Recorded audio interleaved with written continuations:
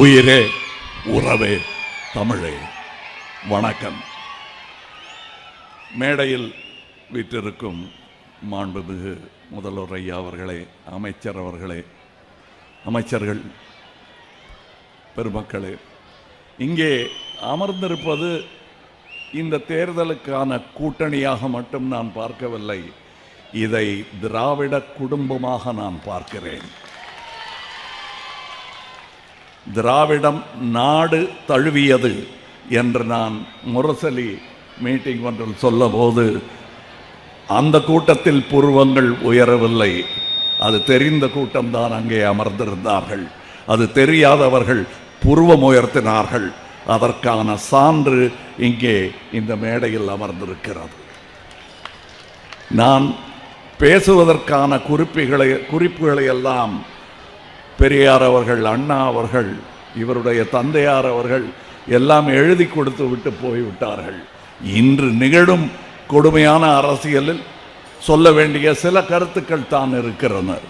இவையும் அண்ணா எதிர்பார்த்ததுதான். தெற்கு தேய்கிறது என்று சொல்லும் பொழுது அப்படியெல்லாம் சொல்லாதீர்கள் என்றார். பின் அவர் எடுத்த ஒரு எழுச்சி கொள்கையை பின்வாங்க வேண்டியது நாட்டுக்காகத்தான் செய்தார் அவர். ஆனால் நான் எழுப்பிய குரல் அதற்கான காரணம் இன்னும் அப்படியே இருக்கிறது என்று என்றோ சொன்னார். இன்றும் அது அப்படியே இருக்கிறது என்பதுதான் இன்று நிகழ்ந்து கொண்டிருக்கும் போலி அரசியல், மக்கள் சார்பில்லாத அரசியல் என்பதை நாம் புரிந்து கொள்ள வேண்டும்.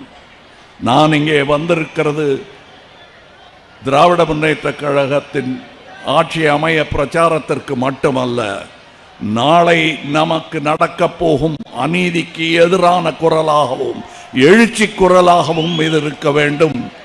33 விழுக்காடு பெண்கள் உரிமையாக ஒதுக்க வேண்டும் என்பதை நாங்கள் என்றோ சொல்லிக் கொண்டிருக்கிறோம். நாங்கள் என்று சொல்லும் போது ஒரு திராவிட கட்சி அல்ல, அத்தனை பேரும் சொல்லிக் கொண்டிருந்த விஷயத்தை இன்றுதான் புதிய கண்டுபிடிப்பு போல் நீங்கள் சொல்லிக் கொண்டிருக்கிறீர்கள். எங்களுக்கு தெரியும்.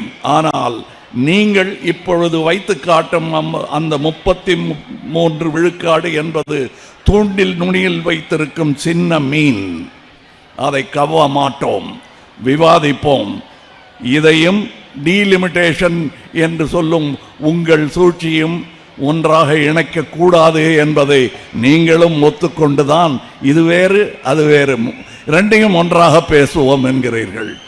தேர்தல் முடியட்டும் பேசலாம் என்றால் உடனே பேசலாம் என்கிறீர்கள்.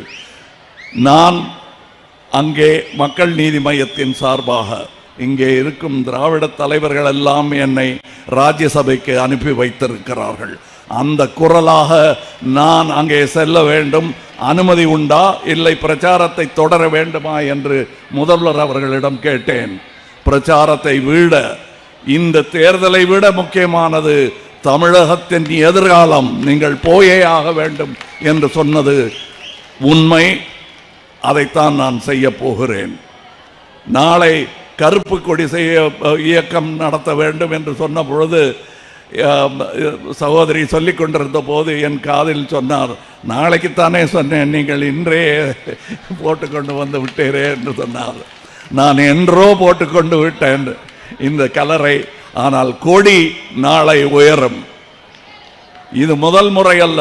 அநீதி தமிழகத்திற்கு நிகழும் போதெல்லாம் கொடி உயர்த்தி பிடித்தது இந்த திராவிட குடும்பம். அதில் நானும் ஒருவன் என்பதில் எனக்கு எந்த சந்தேகமும் கிடையாது, எந்த சங்கோஜமும் கிடையாது.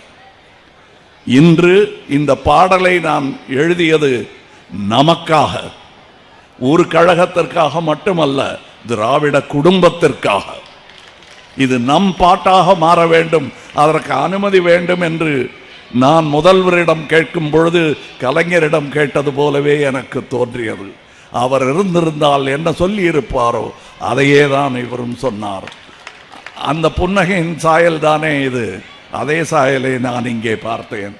எனக்கு மிக்க மகிழ்ச்சி.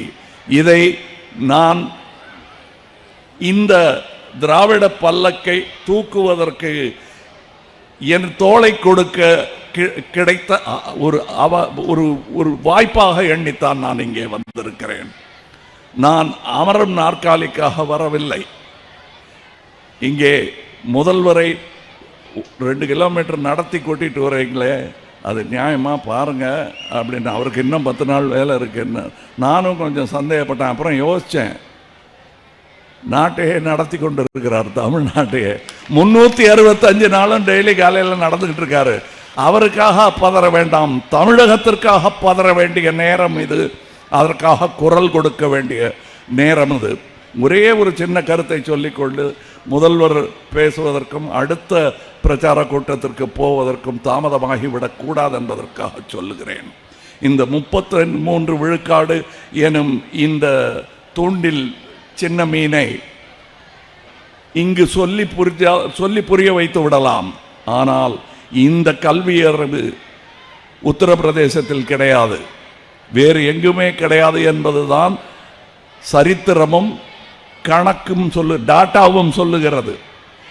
இவர்கள் அறிவித்த நலத்திட்டங்களின் மூலம் 34 விழுக்காடு பெண்கள் கல்வியில் சேருவது அதிகரித்திருக்கிறது என்பதுதான் உண்மை. அது நாட்டிலேயே இங்குதான் நடக்கிறது என்பதுதான் உண்மை. இங்கு உங்களுக்கு சொல்லி புரிய வைத்து விடலாம். கல்வி அறிவு இங்கே அதிகம், ஆனால் அது இல்லாத பல மாநிலங்கள் இருக்கின்றன. அவைகளுக்கும் சேர்த்து குரல் கொடுப்பது தமிழகம், தமிழ்நாடு என்பதை நாளை சரித்திரம் சொல்லும். இன்று எப்படி நமக்கு பல துறைகளில் நாம் முதலிடம் வகிக்கிறோம் என்ற அந்த உண்மையை கசந்தாலும் அவர்கள் ஒத்துக்கொள்ள வேண்டிய நிலைமை இன்று இருக்கிறது. நான் இந்த பாடலில் வரும் வரிகளை நீங்கள் உற்று கேளுங்கள், தெளிவாக செவிசாயுங்கள். உங்கள் வீடு வந்து அடையும், அதற்காக எழுதப்பட்ட பாடல். உங்கள் வீடு தேடி வரும் அந்த பாடல். அதன் வரிகளை நீங்கள் பார்த்தால் என் கோபம் புரியும். இந்த மேடையில் யாரையும் வையவோ திட்டவோ நான் வரவில்லை. அது நான் நிஜமாகவே எனக்கு 10 சீட்டு கிடைச்சிருந்தாலும் நான் வைய மாட்டேன். ஏன்னா நான் எதிர்கட்சி என்று எதையுமே பார்ப்பதில்லை. கட்சிகள் அவ்வளவுதான். தமிழ்நாடு நம்முடையது. சித்தாந்தங்கள் மாறுதலாக இருந்தாலும் அவற்றை அரவணைக்க வேண்டும் என்பதற்கு எடுத்துக்காட்டாக உள்ளார் சகோதரர் ஸ்டாலின் அவர்கள். அதற்கு மேல் என்ன வேண்டும்? நானும் பேசியிருக்கிறேன், ஆனால் நான் பேசியது விமர்சனம் மட்டும்தான். நான் சொன்ன திட்டங்களை எல்லாம் மகளிர் உதவி திட்டம் என்று நாங்கள் மேனிஃபெஸ்டோவில் எழுதித்தான் இருந்தோம். சாதனை என்பது சொல் அல்ல, செயல். என் கூட்டத்தாருக்கு இந்த வார்த்தை 40 வருடமாக நான் பழக்கி வைத்திருக்கிறேன். அவர்களுக்கு புரியும். அந்த செயலை செய்த ஒரு காரணத்திற்காக மட்டுமே நான் இங்கு இருப்பது நியாயமானது. கேள்வி கேட்காதீர்கள். நான் இங்கே இருக்க வேண்டியவன், அதனால் இங்கே வந்தேன். ஒரு சின்ன கதை. 21 வயதாக இருக்கும் போது இவருடைய தந்தையார், நீ ஏன் இன்னும் திமுக கழகத்தில் சேரவில்லை என்று ஒரு டெலிகிராம் அனுப்பியிருந்தார்கள். எனக்கு பதில் சொல்ல அன்று தைரியம் இல்லை. இன்று நான் இந்த குடும்பத்தில் சேர்ந்து விட்டேன் என்பதுதான் உண்மை. எனக்கென்று ஒரு தனி கட்சி இருக்கிறது என்றேன். வைத்துக் கொள்ளுங்கள், ஆனால் எங்களுடன் இருக்க வேண்டும். திராவிடம் வளர வேண்டும், பெருக வேண்டும், வெல்ல வேண்டும் என்பதற்காக நீங்கள் எங்களுடன் நிற்க வேண்டும் என்று சொன்ன அந்த பெருந்தன்மையைத்தான் இங்கே சகோதரியாரும் சுற்றி காட்டினார். இன்று இந்த கூட்டத்தில் 30,000 பெண்கள் நடந்திருக்கிறார்கள். தமிழகத்தின் முன்னோடி உதாரணமாக நீங்கள் நடந்திருக்கிறீர்கள். இந்த களைப்பை மறப்பதற்காக நான் சொல்லவில்லை. நாளைய சரித்திரத்தை நீங்கள் எழுதிவிட்டீர்கள் என்பதை நினைவுபடுத்துகிறேன். இந்த வேர்வையெல்லாம் வீணாகாது. மொத்த கூட்டம் 50 தாண்டும். அப்படி என்றால் இங்கே வந்திருக்கும் கலைஞர் கூட்டம் எனக்கு தெரியும். நான் தான் கூட்டிக் கொண்டு வந்தேன். அவர்களின் எண்ணிக்கையே 500 தாண்டும். அதாவது தேர்ந்த கலைஞர்கள் இங்கே வந்திருக்கிறார்கள். என் கட்சியை சார்ந்தவர்களும் இங்கே வந்திருக்கிறார்கள். பெரும் கூட்டம் அழகாக நடந்தேறியது. பெண்கள் பாதுகாப்பாக அமர்ந்திருக்கிறீர்கள். யாருக்கும் எந்த விபத்தும் ஏற்படவில்லை. ஒரு கூட்டம் நடத்துவதற்கு முன்னுதாரணமாக 70 வருடமாக அவர்களுக்கு அனுபவம் இருக்கிறது. அதன் ஒரு சின்ன உதாரணம் தான். இன்றும் எங்களுக்கும் அனுபவம் இருக்கிறது. அதன் உதாரணம்தான், அதன் சாட்சிதான் இன்று நடந்தேறிய இந்த நடைப்பயணம். இந்த நடைப்பயணம் தொடரும்.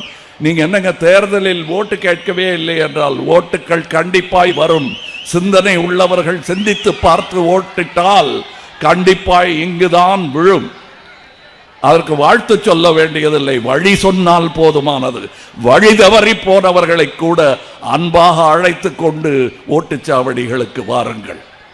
வழி தவறி போக வேண்டாம் என்பதுதான் என் அன்பான வேண்டுகோள், அறிவுரையும் கூட. அதை ஏற்றுக்கொள்வீர். கூட்டமெல்லாம் குடும்பமாகிவிடாது, அது கலைந்து விடும். குடும்பம் 70 வருடமாக 75 வருடமாக கட்டி காத்த குடும்பம் இது. அதில் நானும் ஒருவனாக இருப்பதில் நான் முதலில் சொன்னது போல் சந்தோஷம்தான் எனக்கு. இங்கே வந்திருக்கும் என் கூட்டத்தார் அனைவருக்கும் இந்த உண்மை தெரியும்.